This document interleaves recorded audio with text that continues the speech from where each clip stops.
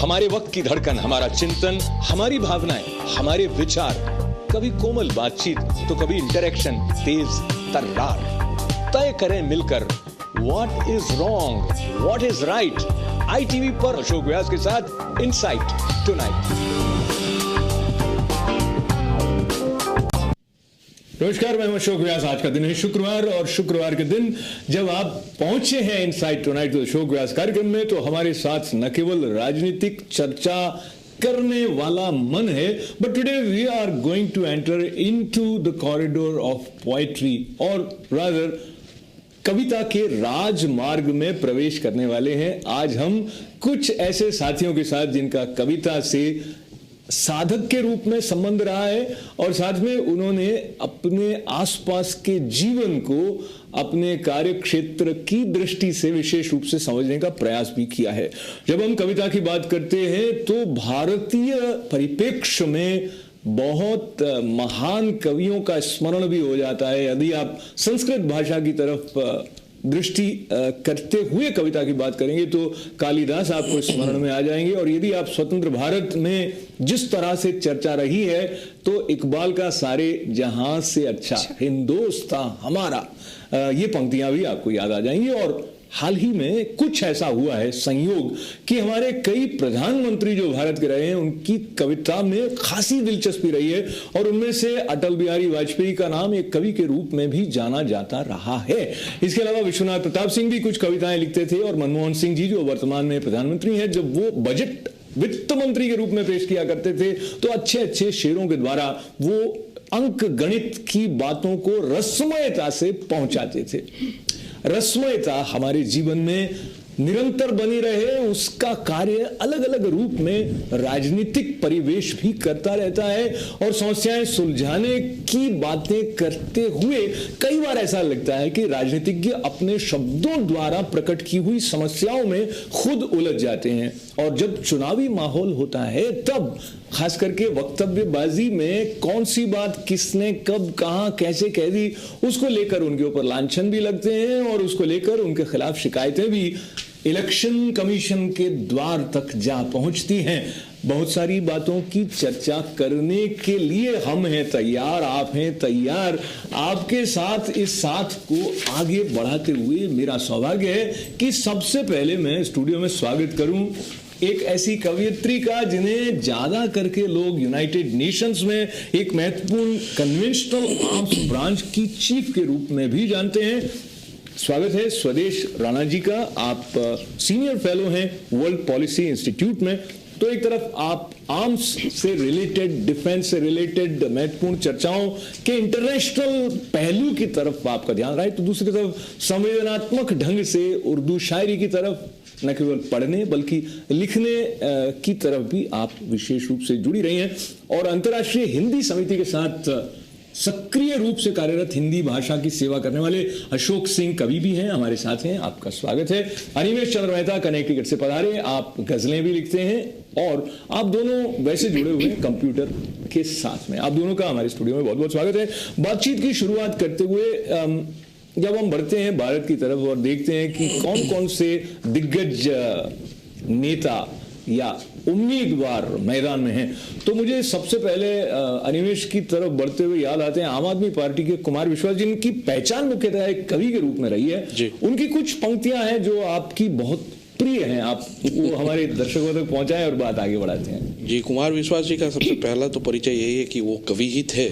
In fact मेरी जब पहली बार भेंट हुई उनसे कुमार विश्वास एज ए पोएट हम लोग, तो उनका बड़ा पॉपुलर ये पोएम है कि कोई दीवाना कहता है, कोई पागल समझता है, मगर धरती की बेचैनी को बस बादल समझता है। मैं तुझसे दूर कैसा हूँ, तू मुझसे दूर कैसी है, ये तेरा दिल समझता है या मेरा दिल समझता है। क्या बात। तो इसी बेसिकली इसी पहली दो पंक्तियां आप फिर से दोहराएं उनकी। कोई दीवाना कहता है, कोई पागल समझता है।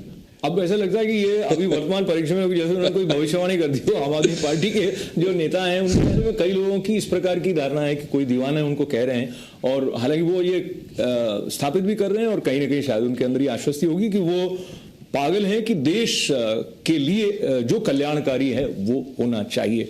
बहरहाल ये कौन किसके लिए पागल है इसका निर्णय जनता जब अपने मत के द्वारा करती है तो वो क्या क्या बातें ध्यान में रखती है वो पता लगाना बहुत बहुत कठिन होता है। मगर एक बात लेते हुए मैं स्वदेशी की तरफ बढ़ना चाहता हूं और वो बात यह है कि कुछ ऐसे इंस्टीट्यूशंस होते हैं जिनका काम होता है कि सब कुछ व्यवस्थित ढंग से चलता रहे, या फिर एक लक्ष्य है जिसको लेकर, जैसे आप यूनाइटेड नेशंस में रही तो विश्व में शांति बनी रहे, या दो देशों के बीच में अगर कोई आपसी अनबन है तो वो ठीक ठीक तरह से उसका निपटारा हो। इस तरह की कार्यवाही यूनाइटेड नेशंस से हो ऐसा रहा है। और भारत में एक महत्वपूर्ण संस्थान है इलेक्शन कमीशन, जिसके बारे में ज्यादा डिटेल शायद आप ही न जानती होंगी, मैं भी अभी उसके बारे में आपसे नहीं पूछ रहा हूं, पर बहुत सारे नेता इन दिनों शिकायत लेकर इलेक्शन कमीशन पर पहुंच रहे हैं कि इन्होंने ये कर दिया, इन्होंने वो कर दिया। ये जो वृत्ति है कि कोई ऐसा संस्था है जिसके पास जाए कहें कि इन्होंने ऐसा कर दिया, इन्होंने कर दिया, क्या ये पहले से कुछ बढ़ गई है भारतीय राजनीति में? आपको क्या लगता है?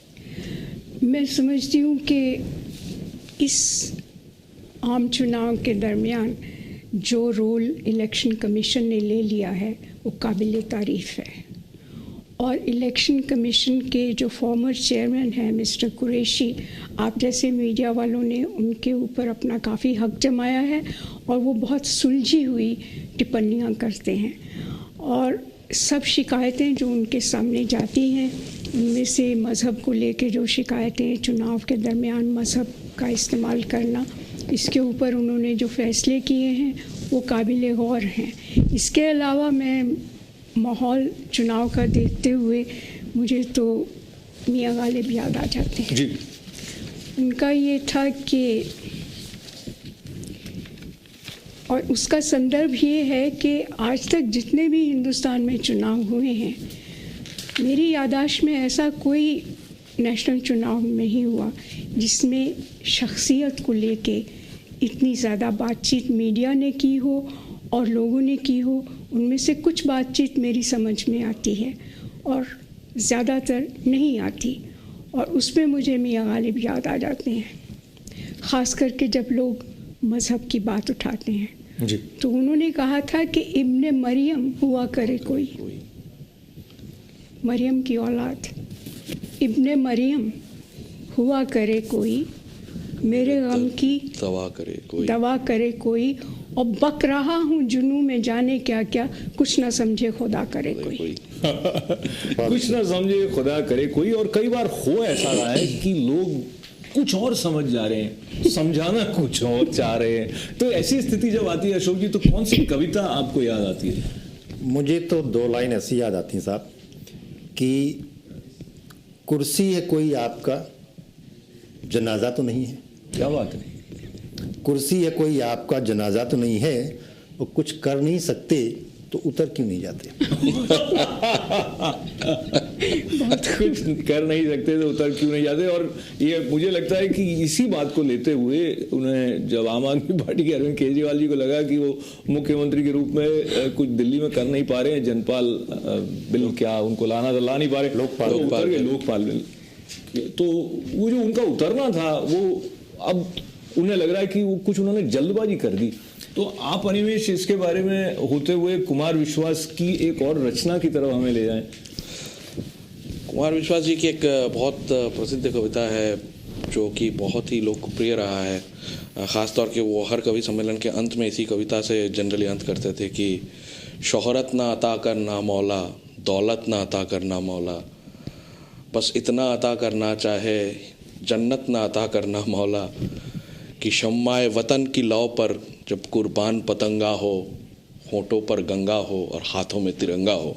क्या बात है। और बहुत सारे चुनावी प्रचार में भी उन्होंने इसको इस्तेमाल किया है उन्होंने, तो काफ़ी पॉपुलर रहा था बतौर ख़ास कवि के हिसाब से। जब वो कहते थे तो बहुत ही ऊर्जावान कविता भी है इसको, तो लोग बहुत उत्साही हो जाते थे इसको सुन के, तो पूरा हॉल जो है उठ के तालियां बजाने लगती थी, तो एकदम अलग सा माहौल बन जाता था तब। बहुत ही अलग अलग तरह के माहौल बनाने में जहाँ कविता अपनी भूमिका निभाती है, वहीं ये प्रश्न भी अक्सर आता रहा है कि कविता सिर्फ नारा नहीं है और नारे की तरह उसका उपयोग नहीं होना चाहिए। और कई बार ऐसा भी रहा कि जैसे कुमार विश्वास के संबंध में तो मालूम था, पर अटल बिहारी वाजपेयी की मुख्य जो पहचान थी वो एक नेता के रूप में थी। बाद में लोगों को पता लगने लगा, ज़्यादातर लोगों की, वो कवि भी हैं। और अब कई लोग उनकी कविताएं पढ़ते हुए समझते हैं कि वो काफ़ी गहरी बात उनकी कविताओं में रही है। जैसे उनकी एक कविता थी झुक नहीं सकते, उसकी अंतिम पंक्तियों की तरफ बीच की पंक्तियां हैं कि सत्य टूट सकते हैं मगर हम झुक नहीं सकते, सत्य का संघर्ष सत्ता से, न्याय लड़ता निरंकुशता से, अंधेरे ने दी चुनौती है, किरण अंतिम अस्त होती है। और इसमें आगे जाके वो कहते हैं दांव पर सब कुछ लगा है, रुक नहीं सकते, टूट सकते हैं मगर हम झुक नहीं सकते। तो ये जो झुकने वाली बात है वो राजनीति में कई बार आवश्यक भी हो जाती है, और कहाँ किस जगह झुकना है उसका निर्णय किसी नेता के पूरे कैरियर के ऊपर भी प्रश्न चिन्ह के रूप में खड़ा हो जाता है। जब आप भारतीय राजनीति और कविताओं की तरफ दृष्टि करती हैं सुरेश जी, तो कोई ऐसी प्रतिनिधि रचना या कोई ऐसा साहित्यकार जिसकी रचनाएं आपको लगती है उन्होंने भारतीय जनमानस को विशेष रूप से वाणी दी है, स्वर दिया है? आजकल के जो हमारे हालात हैं उसे तो शायद कोई कभी बयान नहीं कर सकता, क्योंकि ये किसी भी संवेदनशील विश्लेषण के हकदार नहीं है। कुछ ऐसा माहौल चल रहा है हिंदुस्तान में। मुझे ये कहते हुए थोड़ा सा संकोच भी हो रहा है कि I am missing something in the media coverage of this particular national election. हमें चाहिए था कि हम में से कोई जो है इस आम चुनाव को एक राष्ट्रीय उत्सव मानता। पूरी अमेरिका की जो जनसंख्या है मतदाताओं की, पूरे यूरोपियन यूनियन के सारे मुल्कों की जो तादाद है, उन दोनों को आप मिला लीजिए तो एक हिंदुस्तान के 850 मिलियन वोटर्स जो हैं वो इसमें हिस्सा ले रहे हैं। दूसरी बात ये कि 1 करोड़ के करीब हमारे जो नए मतदाता हैं उनकी उम्र 25 साल से कम है। और हमारे मुल्क में गांव के रूरल लेवल के ऊपर जितनी औरतों को स्वशासन का मौका मिला है वो पूरी दुनिया में कहीं नहीं मिला। 67 साल की जो उम्र होती है ना, एक मुल्क की उम्र, एक आज़ाद मुल्क की उम्र बहुत छोटी होती है। और इस 67 साल में हमने कहाँ से शुरू किया था, हमारा लिटरेसी का लेवल क्या था, लाइफ एक्सपेक्टेंसी क्या थी, हमारी दुनिया के जो कारोबार हैं उनमें हमारा हिस्सा क्या था, इनका कोई जिक्र नहीं हो रहा है।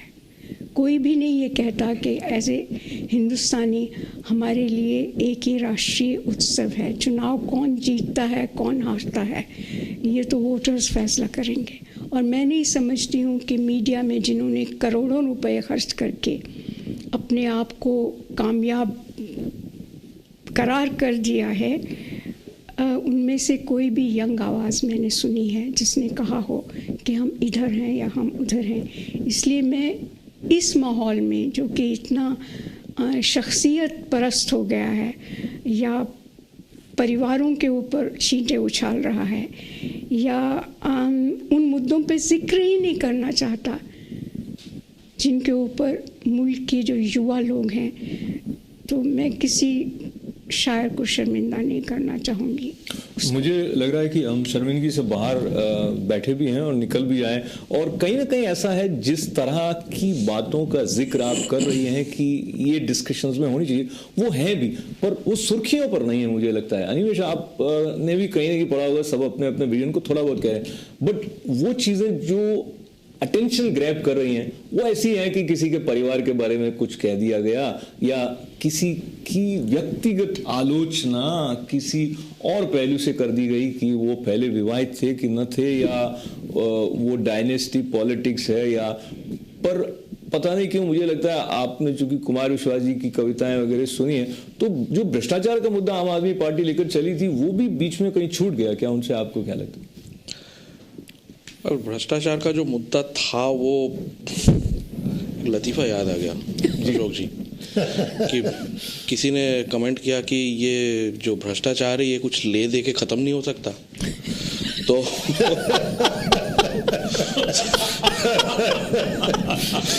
बहुत अच्छे, बहुत खूब, बहुत खूब, मुकर्रर वाला जो लगता है। बिल्कुल बिल्कुल, बहुत अच्छे, बहुत ही अच्छे। मतलब इसको तो समझने वाले समझ जाएंगे कि जो भ्रष्टाचार है ये कुछ ले दे के ख़त्म नहीं हो सकता।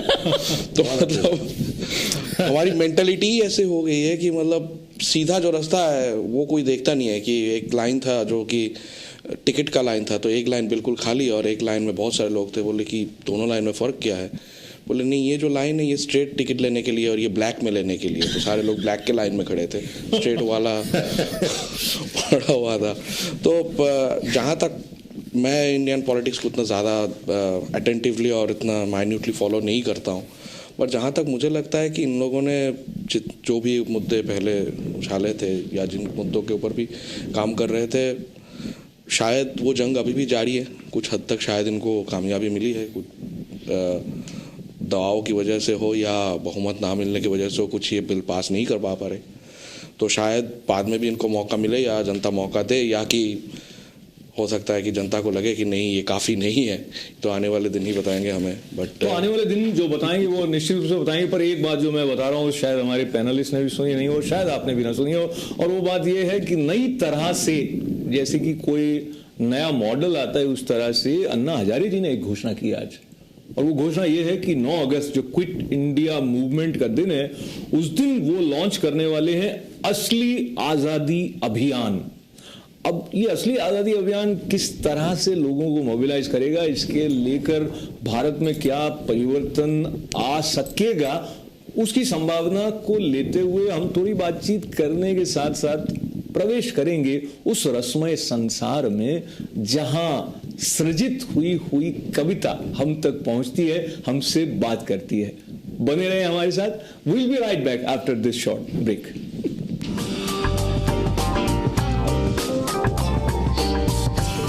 To advertise in this show, please call 347-653-1309.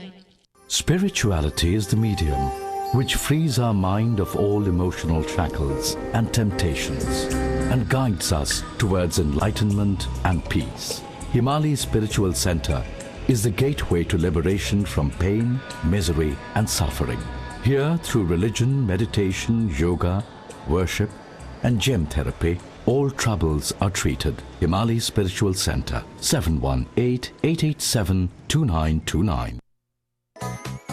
When considering where to host your wedding banquet or party, consider the Lafayette Yard Hotel, conveniently located in central New Jersey. The Lafayette Yard Hotel offers a beautifully appointed grand ballroom with seating for up to 400 people and over 150 guest rooms, including 4 suites and ample, safe, enclosed parking in the adjacent garage. The Lafayette is truly your best choice. Call Ibrahim at 404-491-5674 or 609-421-4000 and make an appointment today. Santoshi Mata Astrology Center presents Pandit Ram Prasad.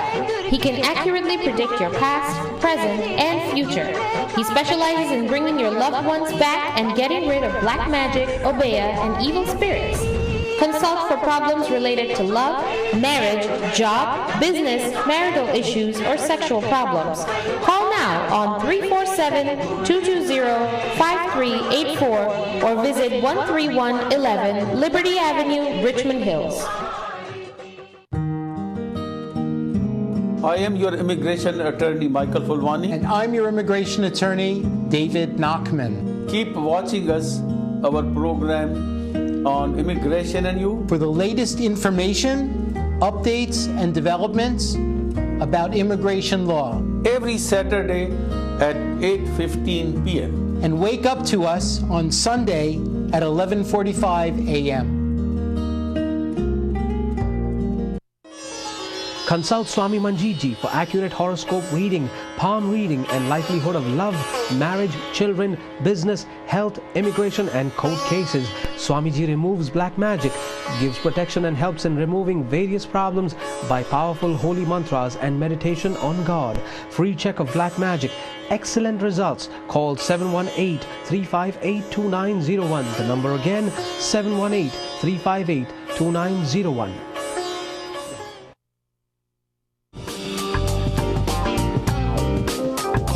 Welcome back, you are watching inside tonight with Ashok Vyas और हमारे साथ हैं कवि गण, जिनमें से एक हैं अनिमेश जी, अशोक सिंह जी और स्वदेश राणा जी। और हम बात कर रहे थे, अन्ना हजारे जी ने घोषणा की है कि असली आज़ादी अभियान वो छेड़ने वाले हैं 9 अगस्त से। और इस बात की शुरुआत करते हुए उन्होंने कहा कि हमें आज़ादी तो मिली 1947 में, पर नकली आज़ादी मिली। मुझे लगता है ये शब्द वो पहले भी कह चुके हैं, पर उन्होंने ये भी कहा कि सत्ता की नाक दबाने से मुंह खुलता है। Press the nose of the government to get its mouth open. और राजनीतिक प्रक्रिया जो भारत में है, जो प्रजातांत्रिक प्रक्रिया है, उसमें सत्ता की नाक कैसे दबाई जाती है, इसके बारे में जो विचार अन्ना हजारे जी के हों या जिस तरह से पहले उन्होंने भारतीय जनमानस को हिला दिया था, झकझोर दिया था भ्रष्टाचार के नाम पे, स्वदेश जी क्या आपको लगता है फिर उसकी पुनरावृत्ति इस असली आज़ादी अभियान से हो सकती है? अब मेरे पास जिस खूबसूरती से अनिमेश ने कहा कि भाई मामला कुछ ले दे के नहीं निपट सकता है, ऐसी कोई बात कहने के लिए नहीं है, लेकिन मैं समझती हूँ कि उनका ये नारा जो है इसमें दम नहीं है। किसी भी चीज़ को आप असली और नकली कह के नारेबाजी कर सकते हैं, लेकिन नारा अगर इस वक्त उनके पास कोई होना चाहिए था तो वो जनशक्ति का होना चाहिए था, आम इंसान की जो ताकत है। और वो आप देख ही चुके हैं कि जिन्होंने आम आदमी पार्टी का झाड़ू बनाया था, क्या कहते हैं उसको, झाड़ू ही कहते हैं? नहीं, झाड़ू नहीं, उसका वो जो सिंबल बनाया था, तो उन्होंने खुद ही झाड़ू बनाया सिंबल और खुद ही झाड़ू फेर दिया अपने ऊपर ही, अपनी जो उनकी जो खासियत थी। और हम लोग हिंदुस्तान में नहीं हैं, यहाँ बैठे हुए हिंदुस्तानी सियासत के ऊपर कोई गैर जिम्मेदाराना कमेंट करना अशोभनीय है। फिर भी मैं ये कहना चाहूँगी कि नारेबाजी करना एक बात है, प्रशासन को मुख्यमंत्री बनकर चलाना वो दूसरी बात है।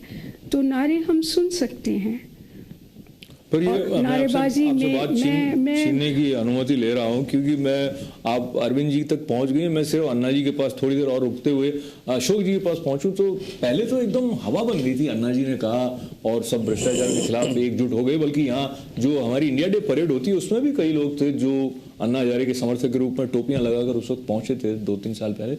तो आपको क्या लगता है इस बार उनका इफेक्ट कैसा रहेगा? मतलब एक अगर आप ओवरऑल दृष्टि से देखें तो अन्ना जी ने जो भ्रष्टाचार का अभियान शुरू किया था उसमें पूरे देश का जो नेशनल हमारा जो पूरा एक मोटो है, कैरेक्टर है इस समय, कैरेक्टरिस्टिक, हमको भ्रष्टाचार नहीं चाहिए, हमको क्लीन गवर्नमेंट चाहिए।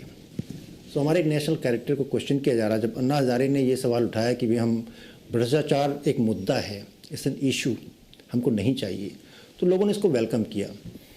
एक बहुत समय पहले एक फिल्म आई थी, अगर आपको याद हो, नायक जी, जिसमें अनिल कपूर ने अच्छा काम किया था।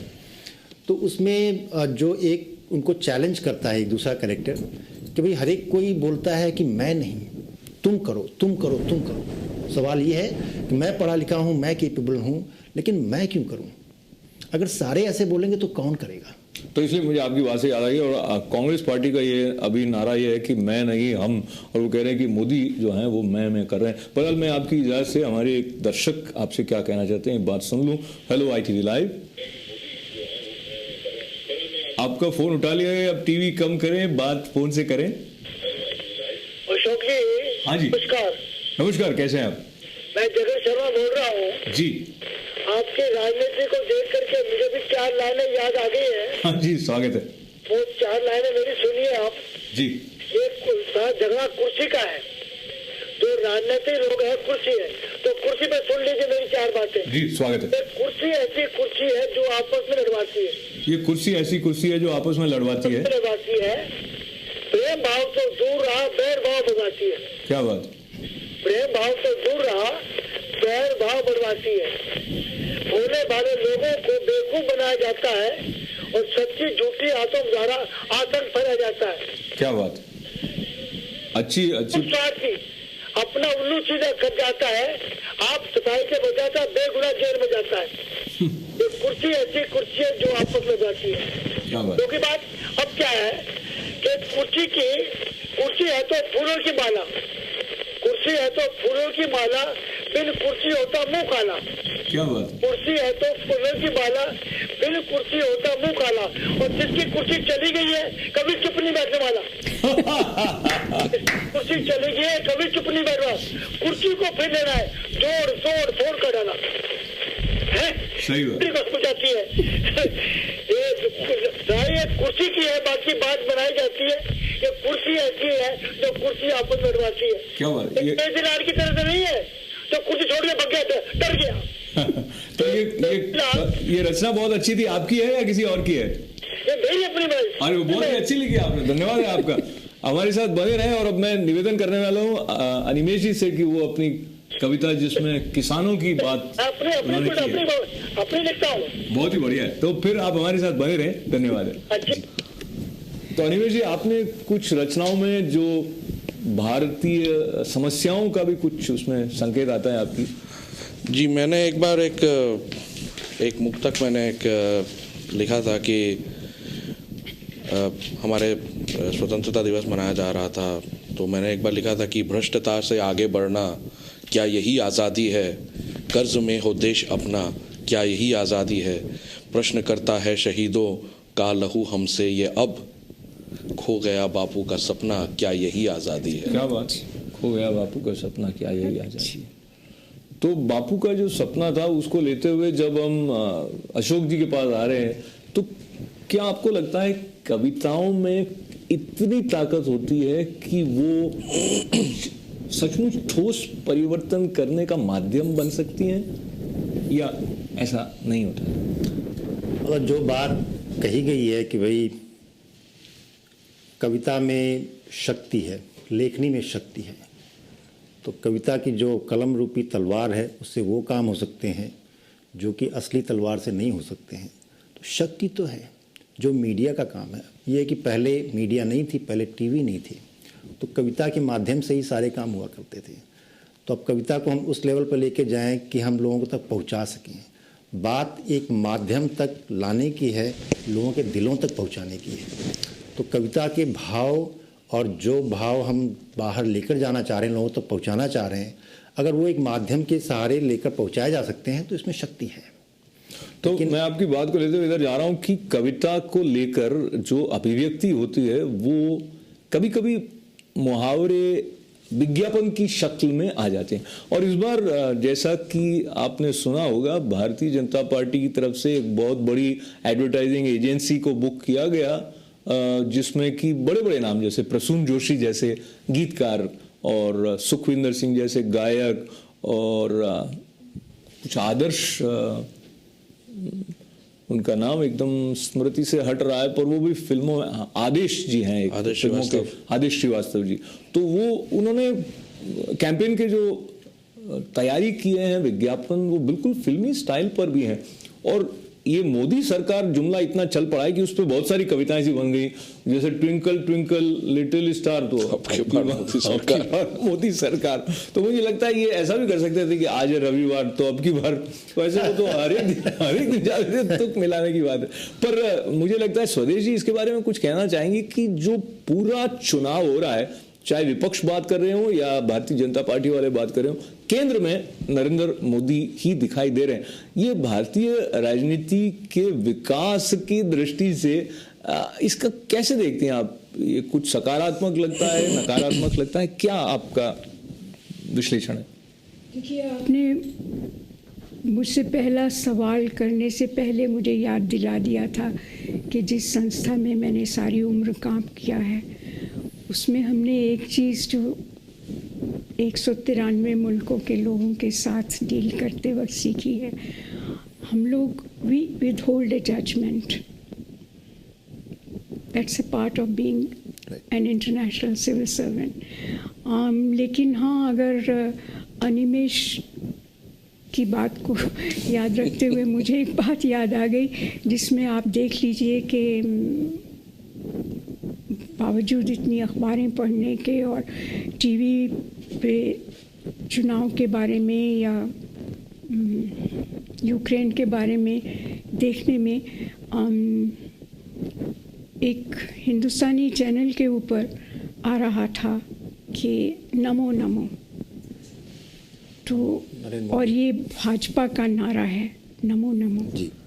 तो मुझे लगा कि जैसे हम लोग हवन करते हैं तो उसमें ओम नमः कह के हम आह्वान करते हैं पृथ्वी का, आकाश का, देवताओं का, तो ये लोग जो हैं कोई हवन करने जा रहे हैं।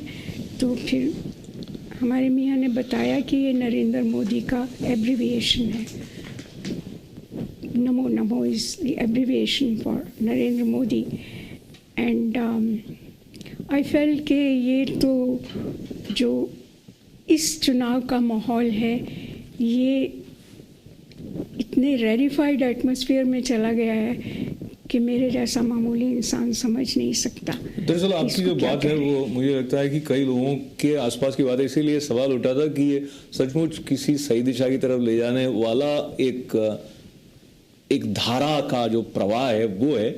आने वाले समय में क्या होता है निश्चित रूप से चुनाव के बाद थोड़ा और पता लगेगा। पर मैं चाहता था सुदेश जी अब आप अपनी एक रचना हमारे दर्शकों तक पहुंचाएं, और जिसमें भी एक रंजिश का जिक्र कहीं आता है कि इतनी रंजिश का सबब क्या है, तो क्या सबब आप देख रही हैं? शुक्रिया जी। अशोक और अनिमेश और मैं आपके मेहमान बन के यहाँ पहले भी आ चुके हुए हैं, और मैं जब वापस गई थी तो मेरे दिमाग में एक बात आ रही थी कि एंकर की हैसियत से आप अपने मेहमानों को बहुत कम वक्त देते हैं गियर्स बदलने में।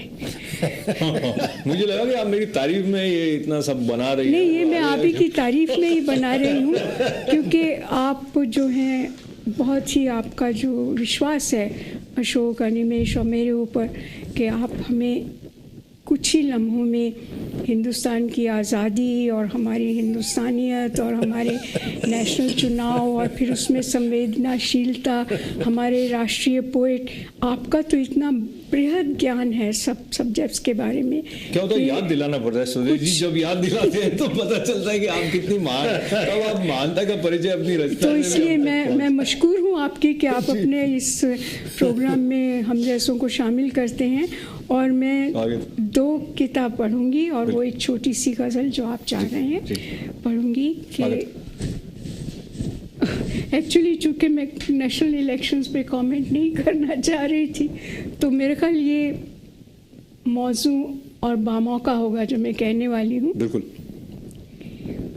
और इसका इन इलेक्शन से कोई दूर दूर का ताल्लुक, जो मना किया जाएगा उसको माना जाएगा कि ये बात दूसरी है, क्योंकि राजनीतिक बहुत साल पहले, ये मेरे ख्याल 10-15 साल पहले कहीं किताब लिखा होगा, क्यों लिखा था याद नहीं है, उनकी महफिल से उठकर चले आए हैं। वाह। उनकी महफिल से उठकर चले आए हैं, देखना है कि वापस बुलाते नहीं, शोख निगही का शिकवा बहुत था उन्हें, अब गिला है कि नजरें मिलाते नहीं। क्या बात। और बात करना तो फिर दूर की बात है, बात करना तो फिर दूर की बात है, बात करना तो फिर दूर की बात है, आपका हमसे मिलना ज़रूरी नहीं। वाह। अपनी आदत सी है, राह तकते हैं हम, आप तो इस गली आते जाते नहीं। क्या बात, क्या बात। ये किता है और बहुत छोटी सी गज़ल है। ये जो आपने अंतिम उसकी पंक्तियां थी एक बार दोहराएंगे आप क्या? अपनी आदत सी है, राह तकते हैं हम, आप तो इस गली आते जाते नहीं। क्या बात। अब ये क्योंकि माहौल ऐसा है तो आप जो शब्द है ना वो एक राजनीतिक दल के साथ भी जुड़ रहा है। वही मैं भी यही सोच रही हूँ कि ये कहाँ से कहाँ तक ये आपकी मतलब ये इन्हीं की जब मैं कहूँ एज एन एंकर इसकी इनकी स्किल है कि बात को राजनीतिक बना देते हैं और तारीफ करने की कोशिश करें, आप उसका रंग बदल रहे हैं। और ये जो है रंजिश का है, शायद ये भी सियासी एक शक्ल अख्तियार करे, लेकिन इसमें सियासत नहीं है। जी। इतनी रंजिश का सबब क्या है? वाह, बताए कोई। क्या बात है? किस लिए रूठे हैं? बोलें तो मनाए कोई। क्या बात है, क्या बात है, बहुत अच्छा है। और हम खतावार हैं और उनको पशेमानी है। हम खतावार हैं और उनको पशेमानी है। दूर बैठे हैं कि कब पास बुलाए कोई। क्या बात है। और बेजुबानी की जुबान कहती है 100 अफसाने।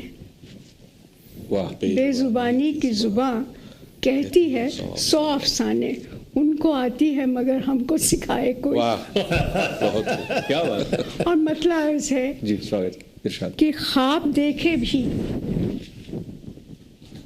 मुलाजा फरमाइए यशो जी, इरशाद। ख्वाब देखे भी तो तन्हा ही रहे महफिल में। वाह वाह।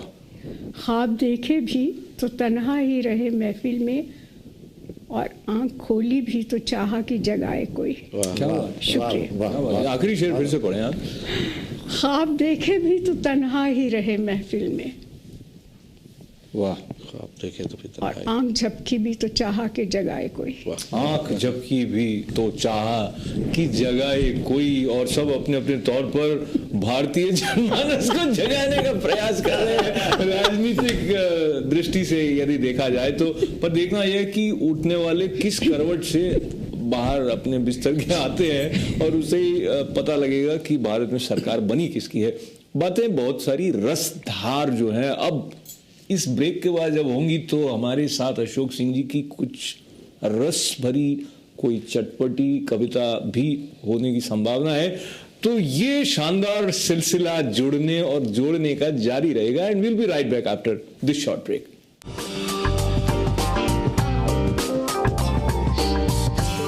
To advertise in this show, please call 347-653-1309.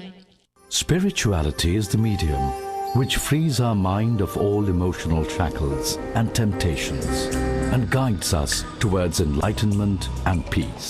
Himali Spiritual Center is the gateway to liberation from pain, misery and suffering. Here, through religion, meditation, yoga, worship and gem therapy, all troubles are treated. Himali Spiritual Center, 718-887-2929. When considering where to host your wedding banquet or party, consider the Lafayette Yard Hotel, conveniently located in central New Jersey. The Lafayette Yard Hotel offers a beautifully appointed grand ballroom with seating for up to 400 people and over 150 guest rooms, including 4 suites and ample, safe, enclosed parking in the adjacent garage. The Lafayette is truly your best choice. Call Ibrahim at 404-491-5674 or 609-421-4000 and make an appointment today. Santoshi Mata Astrology Center presents Pandit Ram Prasad. He can accurately predict your past, present, and future. He specializes in bringing your loved ones back and getting rid of black magic, obeah, and evil spirits. Consult for problems related to love, marriage, job, business, marital issues, or sexual problems. Call now on 347-220-5384 or visit 13111 Liberty Avenue, Richmond Hills. I am your immigration attorney, Michael Fulwani. And I'm your immigration attorney, David Nachman. Keep watching us, our program on immigration and you. For the latest information, updates, and developments about immigration law. Every Saturday at 8:15 p.m. And wake up to us on Sunday at 11:45 a.m. Consult Swami Manjeet Ji for accurate horoscope reading, palm reading, and likelihood of love, marriage, children, business, health, immigration, and court cases. Swamiji removes black magic, gives protection and helps in removing various problems by powerful holy mantras and meditation on God. Free check of black magic. Excellent results. Call 718-358-2901. The number again, 718-358-2901. 2901.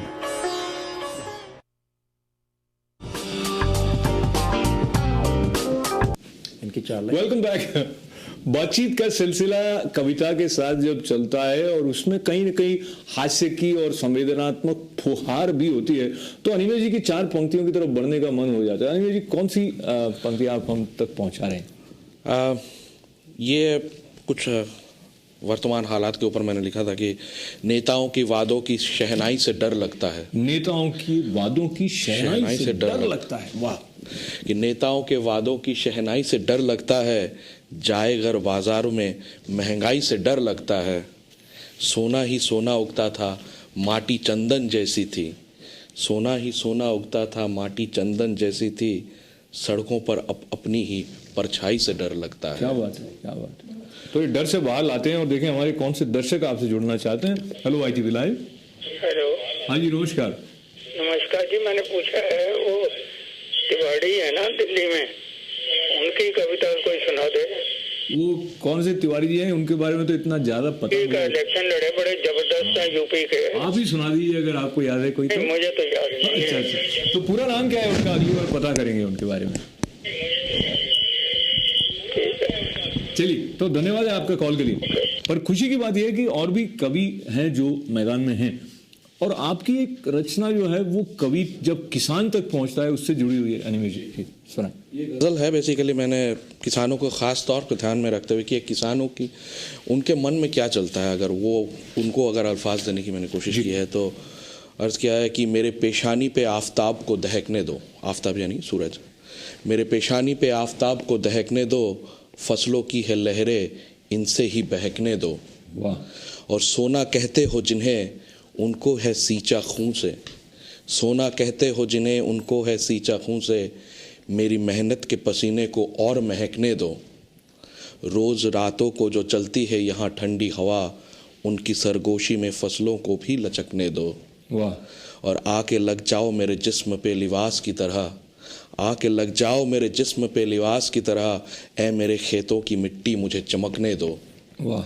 मेरे बच्चे मेरे घर आने से खुश होते हैं। मेरे बच्चे मेरे घर आने से ही खुश होते हैं। इनको बाहों के बसेरे में भी चहकने दो। और मोड़ दो वो सड़कें जो रौंदे हैं किसानों की ज़मीं। मोड़ दो वो सड़कें जो रौंदे हैं किसानों की ज़मीं। ऊंचे महलों को भी गांव में कुछ झकने दो। और ये मख्ता अर्ज़ कर रहा हूँ, महताब मेरा तखल्लुस है। और कुछ भी तो नहीं चाहिए महताब इन्हें। और कुछ भी तो नहीं चाहिए महताब इन्हें। रोज चूल्हे में जली आग को लहकने दो। क्या बात, क्या बात है, रोज चूल्हे में जली आग। तो बात जो किसानों के हवाले से होते हुए हम तक आई है, उसमें भी एक सपना है और उसमें एक कवि जिस तरह से देखता है वो बात हम तक आई। तो यूं भी याद आता है समाचार के जो हेडलाइंस हैं वो हमें बताते रहे हैं कि किस किस राज्य में कभी कभी किसानों ने आत्महत्या कर ली। और हम उस युग में रह रहे हैं कि अपनी भूमिका का निर्वाह करते हुए कई बार कुछ सैनिकों ने भी आत्महत्या कर ली। और ये बात सिर्फ भारत तक ही सीमित हो ऐसा नहीं है, अमेरिका के भी कुछ सैनिक इस स्थिति, ऐसी मनस्थिति में पहुंच जाते हैं। हम जिस युग में रह रहे हैं वहाँ अपने आप को समझना, हम चाहते क्या हैं इसको समझना कई बार बड़ा कंफ्यूजिंग सा मामला हो जाता है। और फिर हम में से कुछ लोग कानून के दायरे में इस तरह पहुंचते हैं जैसे कि हमें नहीं पहुंचना चाहिए। और आज एक खबर आई है जिसमें भारतीय समुदाय से जुड़ा हुआ एक बड़ा नाम है, जिन्हें भारत सरकार ने पद्म भूषण से सम्मानित भी किया था। तो संत चटवाल ने आज ब्रुकलिन में कोर्ट में एक क्रिमिनल चार्जेस जो conspiring to violate the federal election campaign act and witness tampering का था, उसमें उन्होंने एक स्ट्रॉ डोनर से इलीगली जो पैसे इकट्ठे करके पॉलिटिकल जो फेडरल मामलों से संबंधित इलेक्शन में कंट्रीब्यूशन किया 180,000 200,000 का, उसको उन्होंने मान लिया और प्ली किया है। तो ये अपने आप को गिल्टी मान लिया है। तो जिस तरह का अरेंजमेंट हुआ है संभव है उनको 5 साल तक की सजा हो सकती है। इस तरह के मामले में प्रोविजन 25 साल तक की सजा का भी है। So that is something which for many people I would say is shocking because he has always been seen as someone who is very well respected in the community और बड़े सक्सेसफुल इंडस्ट्रियलिस्ट के रूप में, hotelier के रूप में जाने के अलावा संत चटवाल को लोग उनके संबंधों के द्वारा भी जानते हैं. Hillary Clinton, bill Clinton, recently अभी कल खबर आई कि उन दोनों की बेटी जो हैं वो बहुत जल्दी माँ बनने वाली हैं. तो अखबारों में चेल्सी के साथ भी संत चटवाल की तस्वीरें देखी जाती रही हैं. बहरहाल there are lessons to be learnt from every news, and probably one of the lesson would be to be cautious, and then cautious in what are you doing, and maybe you need to think twice or maybe 4 times. Probably that is one of the caution. And then Bharat हमें क्या सिखाता है, भारत की मिट्टी से हम क्या सीखते रहे. आपकी एक कविता अशोक सिंह जी है जो भारत माता को समर्पित है. Why don't you oblige us by sharing that poem? Thank you. ये कविता ऐसी है जिसमें कि एक भावना है कि भाई कल हमारे साथ क्या था और आज क्या है और हमें कल क्या बनना चाहिए, और हम इस बात से भी सहमत हैं कि हमने जो भी किया है सब कुछ परफेक्ट नहीं था. कविता के माध्यम से सुनाता हूँ. अनेकता में एकता के गूंजते हर तरफ गान, सर उठे सबका हमारा गर्व से हो यही भान. गीत सतरंगी हमारे गालिब और टैगोर के, एक भारत है हमारा, एक ही सबका है मान. वाह. आज हैं कमजोरियां हम में बहुत माना सही, कल की पीढ़ी से मिला जो बस वही माना सही. वो बीमारी थे बेचारे नोन लकड़ी तेल के, जो एक मसला होता ना, बेसिक मसला, नोन लकड़ी तेल. तो वो बीमारे थे बेचारे नोन लकड़ी तेल के, हम कहें कैसे कि उनकी सोच ऐसी क्यों रही. ये बात मैं ले जाना चाहता हूँ. जब आज़ादी मिली थी और जिन लोगों ने लड़ाई की थी और उसके बाद जो मिला, और हमको उन्होंने पास ऑन किया, स्ट्रगल किया, उन्होंने जो उनके पास लिमिटेड रिसोर्सेज थे उन्होंने पास ऑन किया, तो मैं उनको ब्लेम नहीं करना चाहता हूँ. बदलती है रीत सारी आज कल या लगे परसों, और जड़े इनकी अगर गहरी कभी लगते शायद बरसों. तो बरसों ही लग रहे हैं अब तो. और मन का लालच घृणा तृष्णा और भी होती प्रबल, आधी जनता भूख से हर रात जब पाए न सो. ये हमारी इकोनॉमिक सिचुएशन की बात है जी. ये सवाल हमारे ऊपर है, ध्यान दीजिए जरा, कि हम भी तो अब आ खड़े उस अहम जीवन मोड़ पर. हम भी तो अब आ खड़े उस अहम जीवन मोड़ पर, एक पीढ़ी खड़ी आगे युवा अवस्था छोड़कर. मार्गदर्शन हम करें या मापदंड बना के दें, एक मौका मिला हमको चल न देना छोड़कर. एक से ही शुरू होता कोई अच्छा चलन काम, एक से ही शुरू होता कोई अच्छा चलन काम. मिल सवारे युवा ताकत मार्गदर्शन दे के मान. सुदेश जी करें युवा ताकत कहाँ है, हम सबको मिलके करना है, और हमें नहीं बोलना कि भाई वाई मी. सो एक से ही शुरू होता कोई अच्छा चलन काम, मिल सवारे युवा ताकत मार्गदर्शन दे के मान. प्रगति हमने करी है पर जूझ कर संघर्ष कर, आने वालों के बना दें रास्ते सुखमय आसान. और ये आखिरी है कि मत न देना ढील इस उन्माद में उत्सर्ग में, राह थी ये कठिन धुंधलापन अभी भी क्षितिज में. क्या बात है. राह थी ये कठिन धुंधलापन अभी भी क्षितिज में, पर आ खड़ा भारत हमारा अग्रजों की पंक्ति में. पर आ खड़ा भारत हमारा अग्रजों की पंक्ति में, शीघ्र ही फिर कह सकोगे है मेरा भारत महान. है मेरा भारत ही फिर कह सकोगे है मेरा भारत. तो जो शीघ्रता की बात आपने कही तो अभी भी कहा जा सकता है, पर यह है कि महानता का जो अर्थ है वो भाव में इस तरह हो कि जो समग्र दृष्टि से भारत की पहचान है वो हमारे साथ में. और पहचान को लेते हुए हमारे एक और दर्शक की तरफ आपको बधाई पेश करते हुए बढ़ना चाहता हूँ. Hello ITV live. जी फरमाएं, आपकी आवाज आ रही है. अशोक जी. हाँ जी. दो हाथरस की सुन लीजिए, 2 लाइनें. जी सुना. अभी आपने हाथरस की बात कही थी. बिल्कुल बिल्कुल. जीवन में जितना दुख झेला उसका कान मन मेरा निकला. उसका मन मेरा निकला. मन को दोष दिया है जी. जीवन में जितना दुख झेला उसका कान मन मेरा निकला. एक तरफ तो माता पिता थे, दूसरी तरफ ये मन ही खड़ा था जी। एक तरफ तो माता पिता थे, दूसरे मन खड़ा था, बीच में उनके मैच का था, बीच में उनके मैच का था। माता पिता कहते कि पहले पढ़ लो, मन कहता पहले सो लो जी। माँ कहती पहले नहा लो, मन कहता पहले खा लो। क्या बात। माँ कहती पीछे स्कूल से सीधे आना, मन कहता खेल के जाना, करना झूठा बहाना। मन के कान हुई पिटाई, माँ के कान हुई बढ़ाई। क्या बात। उम्र में जितना दुख झेला उसका कान मन में मिटा। नावी हो गया। कोई जवानी में पांव धरा था, मन भी मेरे साथ खड़ा था। जो ही जवानी में पांव धरा था, मन भी मेरे साथ खड़ा था। चुपके से बोला कर लो शादी वरना होगी बर्बादी। मन बोला, चुपके बोला कर लो शादी वरना होगी बर्बादी। जो मन मेरे को कहता, जो मन मेरे से कहता मैं वैसा करता। सबके मेरे लाले पड़े थे, सबसे मेरे बैर पड़े थे, सबसे मेरे बैर पड़े थे। दुनियादारी छोड़ चुका था, रिश्तेदारी तोड़ चुका था।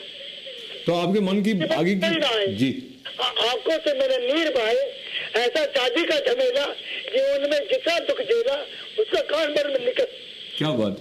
तो मुझे आपकी कविता में बहुत ही बढ़िया जी। मैं आपको इंटरप्ट करते बस ये कह रहा था, आपकी कविता में मुझे ये पंक्ति याद रही कि मन ने कहा शादी कर लो, आपने कर ली, तो वो अच्छा काम किया, मुझे लगता है कर ली ना। ठीक, चलिए धन्यवाद है आपका। हम आगे बढ़ते हैं हमारी स्वदेश राणा जी की तरफ। और स्वदेश जी, मन की बात को लेते हुए जो प्रसंग भारत का चल निकला है, तो आपकी किस रचना की तरफ आप हमें ले जाएंगी, उसका परिचय तो हमें बाद में मिलेगा। बट मैं, चूंकि आपका यूनाइटेड नेशन से संबंध रहा है, तो थोड़ा सा विषय को और स्ट्रेच करते हुए आपको क्या लगता है, भारत की जो विदेश नीति है वो पिछले कुछ 2 दशक से उसमें कोई मोटा मोटी परिवर्तन हुआ है अमेरिका या भारत के पड़ोसी राज्यों को लेते हुए? और अगेन, आप कोई भी जजमेंट तो न करें, लेकिन अनुमान लगाएं तो अगर सत्ता परिवर्तन होता है तो उसका विदेश नीति पर भी कोई प्रभाव पड़ने की संभावना रहती है? दरअसल मैंने मैनिफेस्टोज देखे हैं जो कि भाजपा के और कांग्रेस के आए हैं, और मुझे नहीं लगता कि विदेश नीति के ऊपर उन्होंने कोई ख़ास उसको तवज्जो दी है। ये चुनाव जो हैं, ये इनके सारे मुद्दे ज़्यादातर जो हैं वो हिंदुस्तान के अंदर जो मुद्दे हैं वो हैं। और दूसरी बात ये है कि मैं नहीं समझती कि जो भी सत्ता में आएगा वो राष्ट्रीय हित के ख़िलाफ़ जाएगा। हर मुल्क की विदेश नीति के कुछ एक बुनियादी पहलू होते हैं जिनके ऊपर वो कोई समझौता करने को तैयार नहीं होता। और ख़ास करके इस मकाम पे जहाँ पे हम आज हैं, जिस वक्त जैसे अशोक आपसे मेरा बातचीत हो रही थी जब हम यहाँ आ रहे थे, तो मुझे लगता है कि पिछले कुछ महीनों में अंतर्राष्ट्रीय संबंधों में जो तब्दीलियाँ शुरू हुई हैं, इतने कम वक्त में इतनी ज़्यादा तब्दीलियाँ सिर्फ 2 बार हुई हैं। जब अंतर्राष्ट्रीय संघ यूनाइटेड नेशन की स्थापना हुई थी, और फिर जब शीत युद्ध एकदम से ख़त्म हो गया था। लेकिन इस वक्त अमेरिका जिस मकाम पे आ गया है, अगर वो ये समझता है कि शीत युद्ध को दोबारा ज़िंदा करके वो अंतर्राष्ट्रीय संबंधों में उसी किस्म की बाइपोलैरिटी ला सकता है जो कोल्ड वॉर में एक ब्लॉक सोवियत यूनियन हेड करता था और दूसरे में यूनाइटेड स्टेट्स करता था, तो मुझे नहीं लगता कि ऐसा हो पाएगा, क्योंकि उस वक्त अमेरिका के साथ यूरोप था। कुछ हद तक उन्होंने मिलके जो है दोनों महायुद्ध में हिस्सा लिया था, और सोवियत संघ उनका एक साझा दुश्मन था। लेकिन तब से अब तक अगर कहा जाए कि हडसन के नीचे भी बहुत पानी बह चुका है, अटलांटिक में भी बहुत ही बहा है, पैसिफिक में भी बहुत ही बहा है, तो मैं समझती हूँ कि इस सब से हिंदुस्तान का क्या ताल्लुक़ है। मैं बात यहाँ पर लाना चाह रही हूँ कि ये सब जो चल रहा है उससे हिंदुस्तान का क्या ताल्लुक़ है। एक इनोसेंट ऑब्जर्वेशन वुड बी कि भाई अमरीकी और हिंदुस्तानी संबंधों में चीन का क्या इसमें दखल होगा। ठीक है, कुछ हद तक ठीक है, लेकिन मैं ये समझती हूँ कि आने वाले कुछ सालों में या अभी से लेकर सोवियत संघ जो है, रूस जिसे आजकल आप कहते हैं, वो शीत युद्ध के हारे हुए एक जो प्रतिद्वंदी था उस रोल में खुश नहीं है। वो कहाँ तक बिना शीत युद्ध को दोबारा लाए हुए अपनी ताकत, अपनी मौजूदगी को बढ़ाएगा। और जहाँ तक मैं समझती हूँ कि रूस जो है वो यूरोप की तरफ कम देखेगा और एशिया की तरफ ज़्यादा देखेगा। यहाँ हिंदुस्तान मायने रखता है। तो हिंदुस्तान यहाँ भी मायने रखता है और वहाँ भी मायने रखता है। और हिंदुस्तान जो है वो हमें बहुत कुछ सिखाते हुए ये भी सिखाता है कि समय का सम्मान किया जाए। तो समय का सम्मान ये कह रहा है कि हमें इस कार्यक्रम को विराम देने, मैं एक दुआ के साथ इसको खत्म करना चाहता हूँ। लेकिन आप बहुत संक्षेप में 30 सेकंड में कुछ एकदम बस एक दुआ के साथ इसको खत्म करना चाहता हूँ कि है ये दुआ कि हर एक घर में अब चूल्हा जले, है ये दुआ कि शहर में ना कोई हिंसा पले, गिरा के नफ़रतों की सारी ऊंची दीवारें, है ये दुआ कि हवा प्यार और अमन का ही चले। हवा प्यार और अमन की चलेगी निश्चित रूप से। ऐसी दुआएं यहाँ से भी जा रही हैं, इस कार्यक्रम से भी जा रही हैं। स्वदेश आनंद जी के लिए, अनिमेश जी के लिए और अशोक सिंह जी के लिए बहुत बहुत धन्यवाद के साथ साथ आप सभी का हमारे साथ बने रहने के लिए बहुत सारा आभार है। और आपका ये जो आने वाला वीकेंड है वो शानदार हो। And then let us meet again on Monday. Till then, this is Ashok Vyas.